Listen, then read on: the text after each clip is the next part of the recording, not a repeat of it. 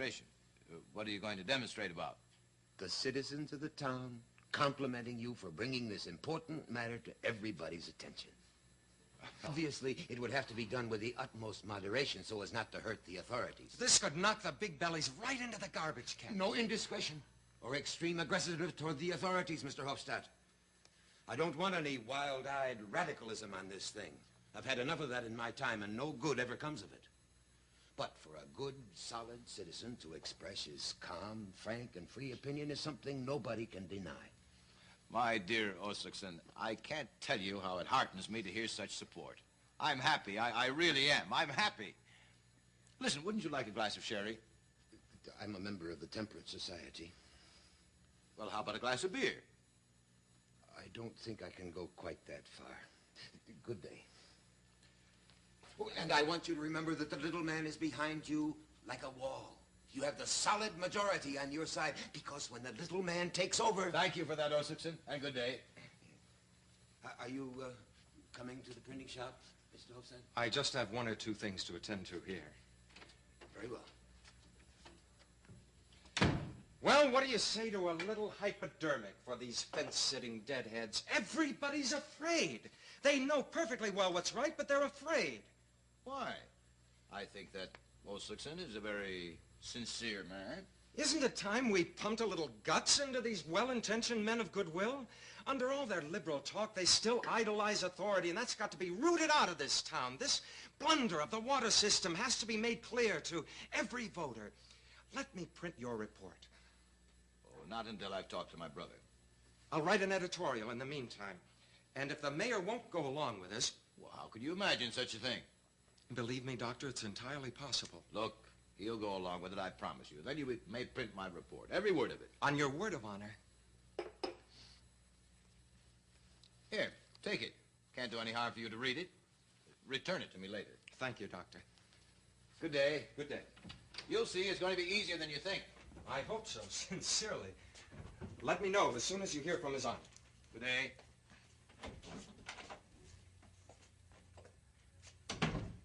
Catherine!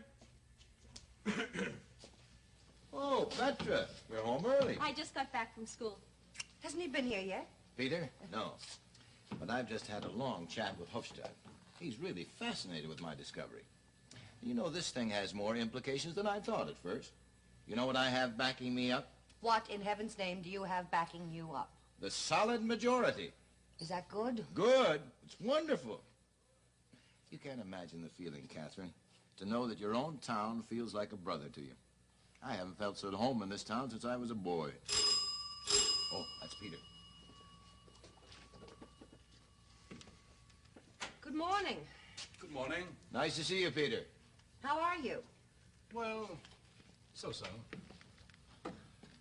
I received your thesis about the conditions of the springs yesterday. I got your note. Did you read it? Yes, I read it. Well, what do you have to say? Excuse us. May we go in here? Oh, of course.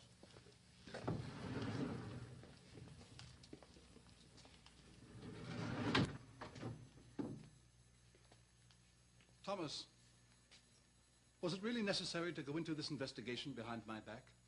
Yes, until I was convinced myself there was no point in stirring... And now you are convinced. Certainly, Peter. Aren't you? The university chemists have corroborated my... You intend to present this document to the board of directors, officially, as the medical officer of the springs? Of course. Something's got to be done, and damn quick. Thomas, you always use such strong expressions.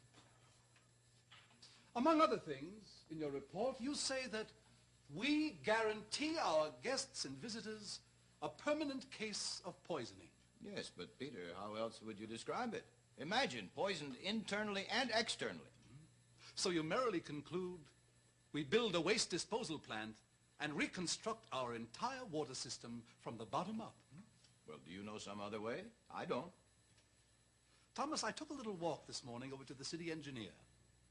And in the course of our conversation, I jokingly mentioned these changes as something we might consider for the future, you know. The future won't be soon enough, Peter. The engineer kind of smiled at my extravagance, and he gave me a few facts. Now, I don't suppose you've taken the trouble to consider what your proposed changes would cost. No, I never thought of that. Naturally. Your little project would come to at least 300,000 crowns. That expensive? Oh, don't look so upset. It's only money. The worst part of it is, it will take some 2 years. 2 years? At the least. And what do you propose we do about the springs in the meantime? Shut them up, no doubt. Because we'd have to, you know. As soon as the rumor gets around that the water is dangerous, we won't have a visitor left. And that's the picture, Thomas. You have it in your power to literally ruin your own town. Now, look, I don't want to ruin anything. Thomas, your report hasn't convinced me that the conditions are as dangerous as you try to make them. Now, listen, they're even worse than my report indicates. Remember, summer is coming, the warm weather. I think you're exaggerating. After all, a capable physician ought to know what precautions to take. And then what? Thomas, the existing water supplies for the springs are a fact. And they've got to be treated as a fact. Now, if you're reasonable and act with discretion, the board of directors will be inclined to take under consideration any means to reasonably and without financial sacrifices make possible improvements. Dear God, do you imagine for 1 minute that I would ever agree to such trickery? Trickery? Yes, a trick. A lie. A fraud. A downright crime against the public and against the whole community. But I said before that I'm not convinced there is any actual danger. Oh, you aren't? No. Anything else is impossible. My report is an absolute fact. The only trouble is that you and your administration are the ones who insisted on building the water supply where it is, and now you're afraid to admit the blunder you committed. Damn it all, don't you think I see through that? All right. Let's suppose that is true. Maybe I do care a little about my reputation. But I still say I do it for the good of the town. Without moral authority, there can be no government.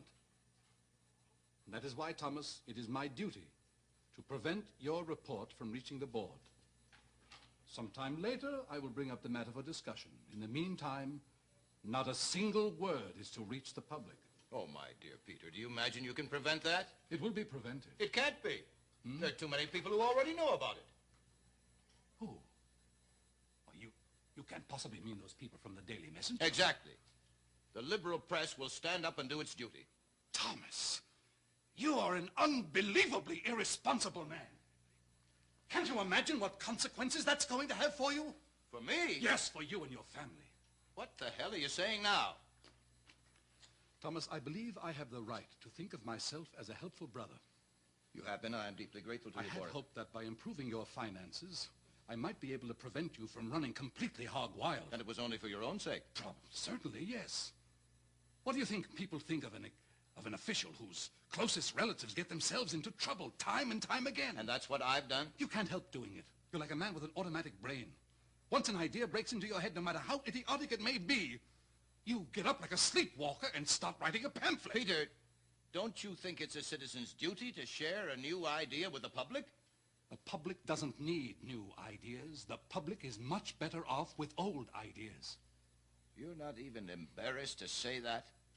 Now look, Thomas, I'm going to lay this out once and for all. You're always barking about authority. If a man gives you an order, he's persecuting you. Nothing is important enough to respect once you decide to revolt against your superiors. All right, then I give up. I'm not going to try to change you anymore. I've told you the stakes you're playing for here, and now I'm going to give you an order. And I warn you, you had better obey it if you value your career. What kind of an order? You are going to deny these rumors officially. How? You simply say that you went into the examination of the water more thoroughly, and you find that you overestimated the dangers. I see. And you are convinced that whatever improvements are necessary, the management will certainly take care of them. My convictions come from the condition of the water. My convictions will change when the water changes, and for no